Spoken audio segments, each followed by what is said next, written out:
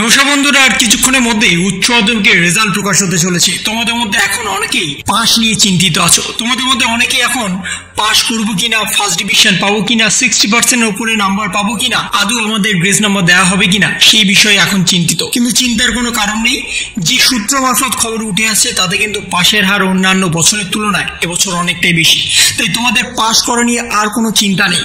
সামনেই আর কিছুক্ষণের মধ্যেই রেজাল্ট প্রকাশ হবে। রেজাল্ট দেখার জন্য একাধিক অনলাইন ওয়েবসাইট দিয়ে দেওয়া হয়েছে, তার সাথে দিয়ে দেওয়া হয়েছে অফিসিয়ালি গুগল প্লে স্টোর থেকে অ্যাপ ডাউনলোডের লিঙ্কও। তাই সেই সমস্ত কিছু তোমরা ডাউনলোড আগে থেকেই করে রাখতে পারো এবং তোমাদের মার্কস দেখার জন্য অর্থাৎ রেজাল্ট দেখার জন্য তোমাদের রোল নাম্বার এবং তার সাথে ডেট অফ বার্থ, এই দুটো কিন্তু অবশ্যই প্রয়োজনীয়। এই দুটোর মাধ্যমেই তোমরা তোমাদের রেজাল্ট দেখতে পারবে।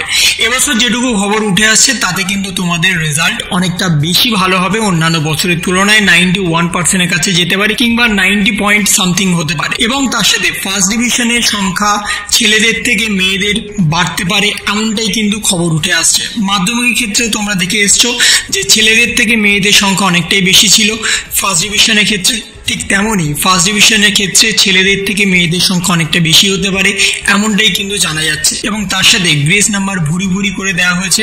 যদি কোনো ছাত্রছাত্রী কম নাম্বার পেয়ে থাকে তাদের গ্রেস নাম্বার দিয়ে পাস করানো হয়েছে, অল্প নাম্বার পেলেও পাস করানো হয়েছে। এই সমস্ত বিষয়ের উপরে বেশি করে ফোকাস করা হয়েছে, কারণ যদি কোনো ছাত্রছাত্রী কোনো কারণে অকৃতকার্য হয়ে যায় তাহলে তাকে নতুন সিস্টেমের মধ্যে দিয়ে পরীক্ষা দিতে হবে। তাই যাতে না তাদের নতুন সিস্টেমের মধ্যে দিয়ে শুধুমাত্র একটা বছর পরীক্ষা দিতে হয়, সেই জন্য তাদের আগে ভাগে পাশ করানোর একটা চিন্তা ভাবনা কিন্তু হয়ে আছে। এবং তার সাথে মাননীয় মুখ্যমন্ত্রী মমতা বন্দ্যোপাধ্যায় মঞ্চ থেকে জানিয়ে দিয়েছিল প্রত্যেকের 80 থেকে 90% নাম্বার দিয়ে দেওয়া হবে এবং সেই বিষয়ে নোটিফিকেশনে জারি হয়েছিল। তাই পাস করা নিয়ে চিন্তা করার কোনো কারণ নেই, শুধুমাত্র এখন কয়েকটা ঘন্টার অপেক্ষা, তারপরেই তোমাদের রেজাল্ট প্রকাশ হবে এবং রেজাল্টে তোমরা দেখবে সকলেই ভালো নাম্বার পেয়ে পাস করেছো। এবং যাদের যাদের মনে হচ্ছিল যে আমরা পাস করতে পারবো না তারাও কিন্তু পাস করে গেছো। এই ধারণাটাই কিন্তু রাখো। সামনে আর কয়েকটা মিনিট, তারপরেই তোমাদের শুরু হয়ে যাবে রেজাল্ট দেখার পালা।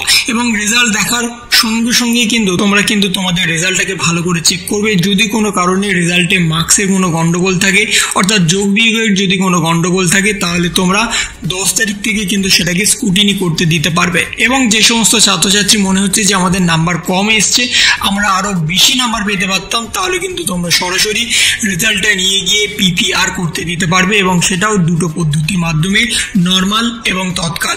এই দুটো পদ্ধতির যেটাতে তোমার সুবিধা মনে হচ্ছে এবং যেটাতে তোমার মনে হচ্ছে তুমি আর্থিকভাবে দিতে পারবে সেটাই কিন্তু তুমি যাও। কোনো তাড়াহুড়োর কোনো ব্যাপার নেই, কারণ এখন গরমের ছুটি চলছে, তারপরে তোমাদের সরাসরি কলেজে ভর্তি হওয়ার প্রক্রিয়া শুরু হবে। এখন থেকে অত তাড়াহুড়োর কোনো বিষয় নেই এবং রেজাল্ট নিয়ে চিন্তা করার কোনো কারণ নেই। সকলের রেজাল্ট ভালো হবে। Best of luck.